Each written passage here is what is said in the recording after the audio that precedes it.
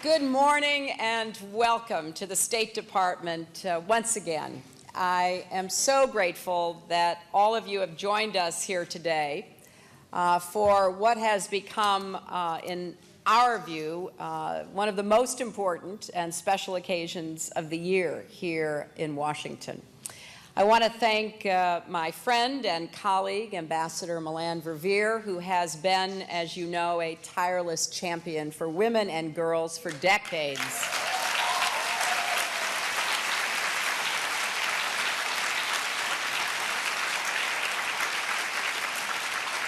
Melanne and her team have not only made this event such a special occasion year after year, but they have helped put women and girls at the center of everything we do here at the State Department and in the Obama administration. So thanks again, Melanne, although it was left out of her mention of the 7th grade girls, that one of them is her granddaughter. So she is very committed to the next generation, and I thank you for everything you have done and will do. Now, why is this a special occasion? Well, for one thing, it is the way we mark International Women's Day, to gather leaders and activists, and particularly our honorees here in Washington, to recognize their remarkable achievements. And for the 4th year, we are so honored to be joined by the First Lady of the United States, Michelle Obama.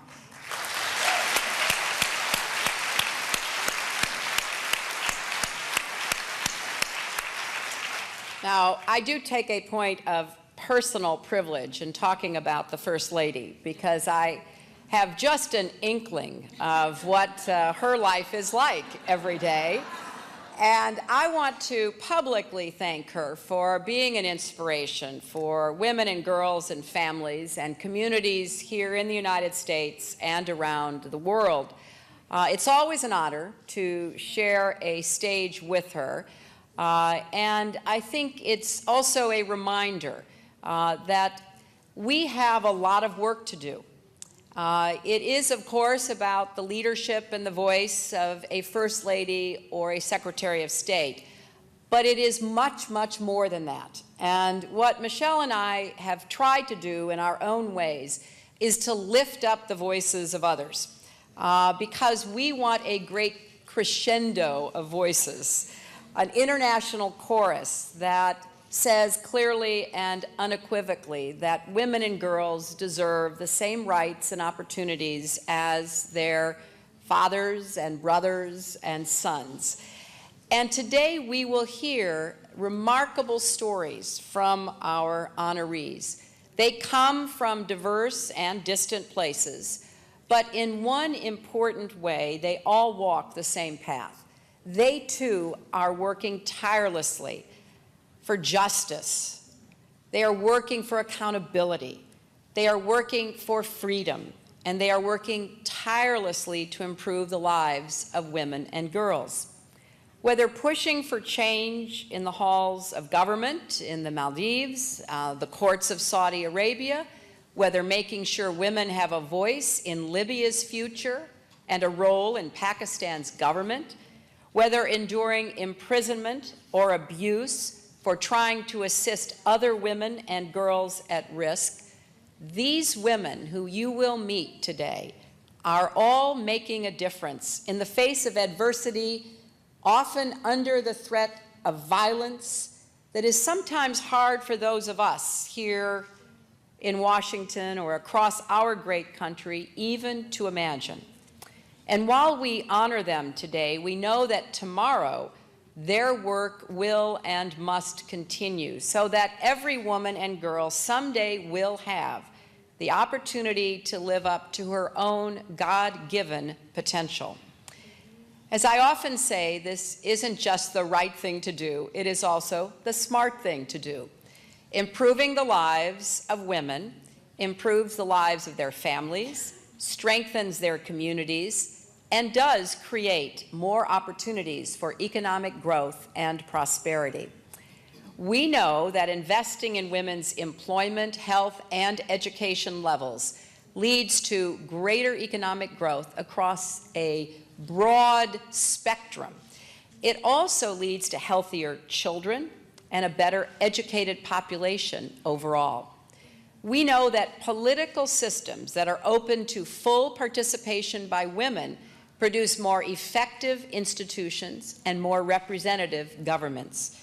And we know that the work that so many of you do will be done day after day as it moves us closer and closer to realizing the vision of equality.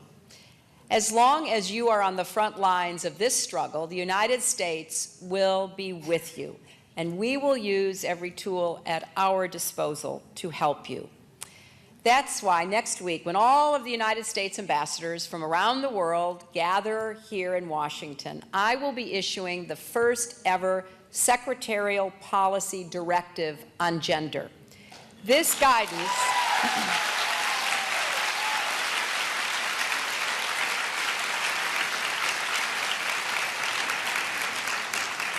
This guidance, which complements the recently released USAID gender policy, will instruct our embassies and bureaus to implement specific steps to promote gender equality and advance the status of women and girls in all of our work in order to further both our national security and our foreign policy goals. Now, this issue is not just a priority here at the State Department or at USAID, but across the administration. And that is why we are so pleased that the First Lady is here, lending her support. She and President Obama have made it absolutely clear that women and girls will be a focus of what we do here at home and around the world. Last year, Mrs. Obama traveled to South Africa and spoke at a forum for young women leaders from across Africa. And she told those bright young women that now is the time for their voices to be heard. For them and for so many others, she said that the power was in their hands to help usher in an era when women would no longer be second-class citizens, and they would be able fully to participate in open and accountable government. I cannot think of anyone better to carry that message and to signal America's commitment to advancing the rights and opportunities of women and girls. And I'm so grateful to both President and Mrs. Obama for all they have done to make this a priority. So please join me in welcoming our First Lady, Michelle Obama.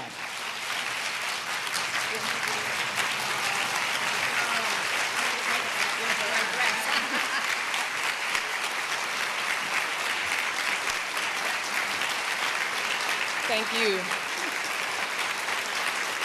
Thank you so much. Good morning, everyone.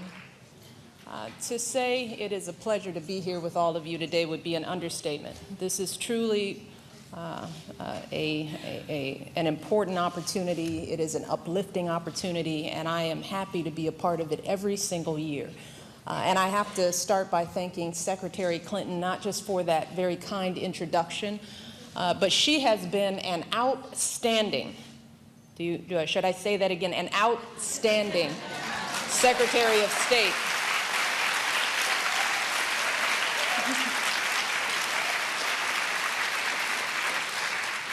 And she has been an inspiration to women and girls around the world.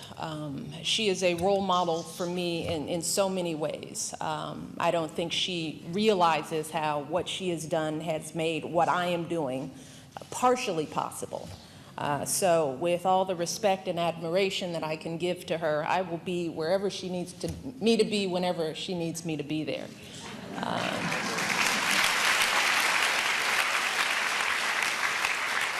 I also want to join in recognizing our special guest, First Lady Mills, who is a dear friend. We enjoyed our visit to Ghana. And she is going to have a productive stay here in Washington. So she's going to be busy. Just take it easy.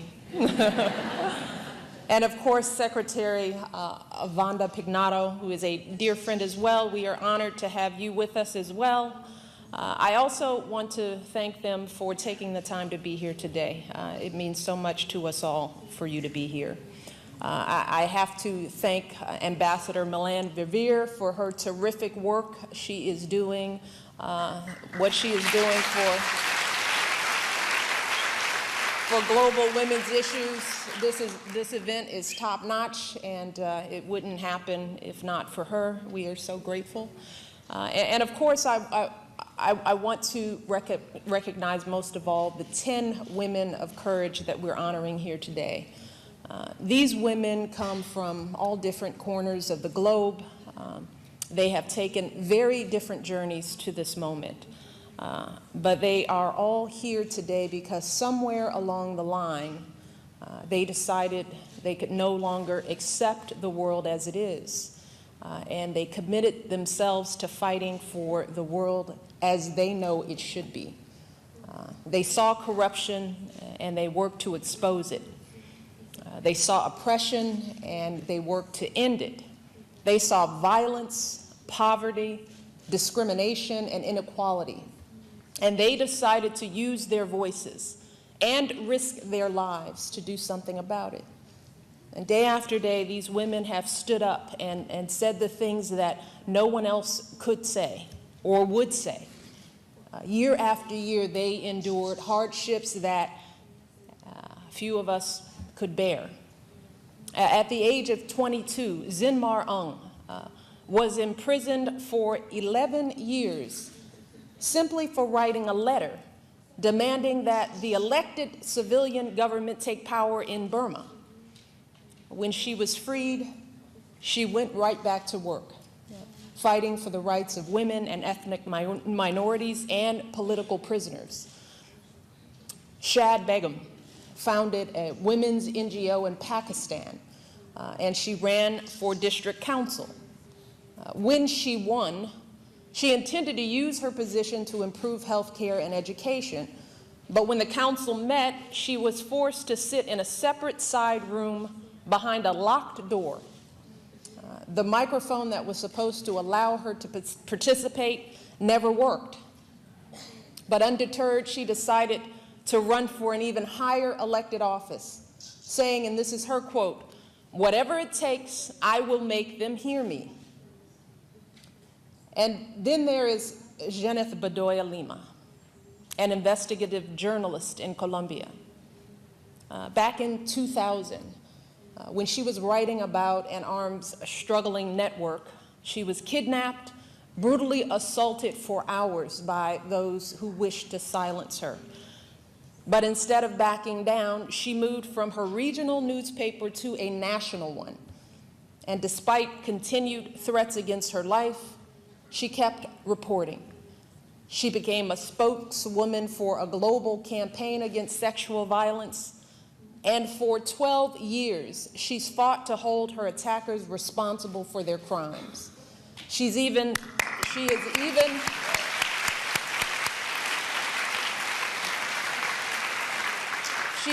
taken her case all the way to the Inter-American Commission on Human Rights, seeking justice not just for herself, but for women across her country.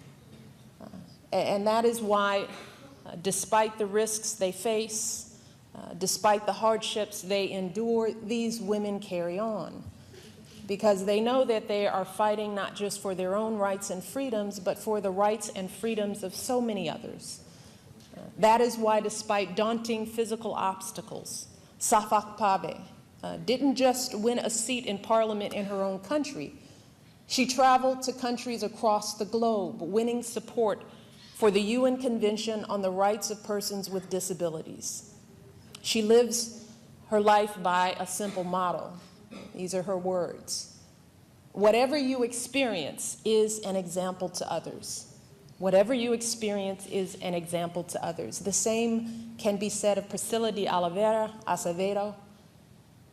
Despite being one of just a few women in the Rio de Janeiro military police, she has risen through the ranks, commanding more than 100 male officers. We love that.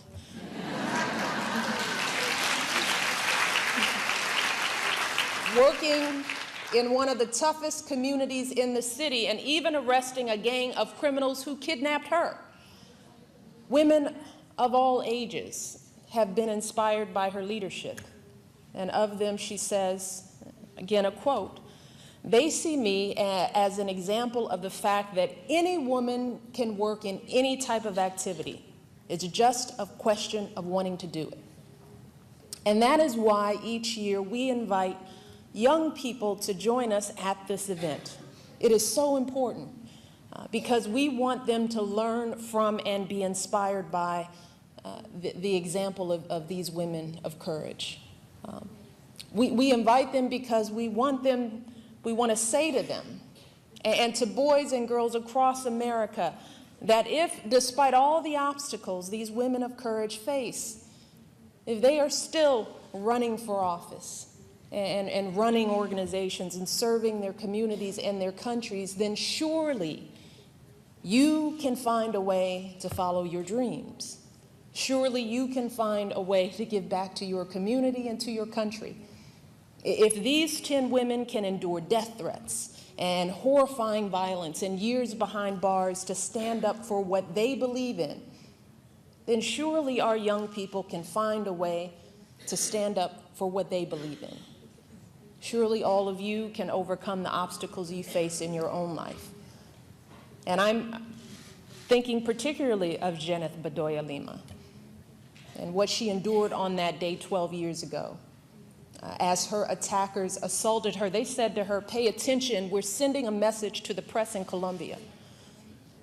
Well, today, with every story she writes and with every public appearance she makes, Janeth is sending her own message that she will not back down, that she will not give up, and she will never, ever allow her voice to be silenced.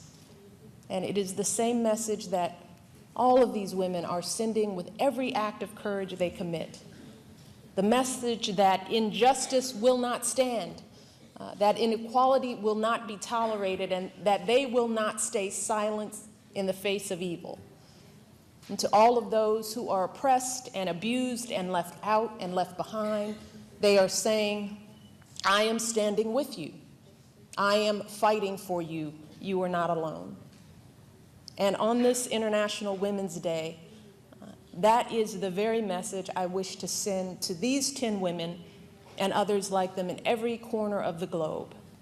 On behalf of my husband and on our country, I want you to know that you are never, ever alone. The United States